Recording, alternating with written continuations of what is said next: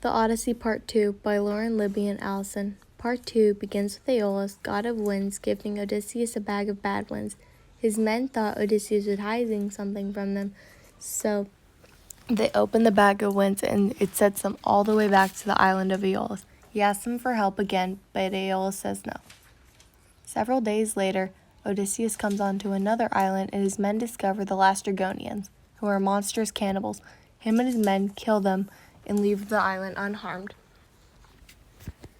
After some more sailing, they stumble across another island. Odysseus selects some men to go explore the island to see if it's safe.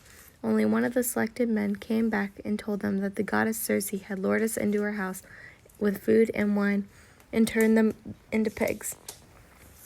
Odysseus goes into the island to save them, but Circe takes him and keeps him for a year. After more sailing, they came across the land of the dead, where they meet with the blind prophet Tiresias, who warned Odysseus of what was to come next and that he must not injure the cattle of the sun god. His next encounter is with the Sirens, where he is tied to a chair and put beeswax over his crew members' ears so they can resist their songs that are known to lure men to their death. Their next challenge and their hardest challenge is Scylla and Charybdis. Scylla whisks 6 of Odysseus' best men off the ship and kills them. Next, they land on Helios' island because his men were half dead with weariness, falling asleep over the oars.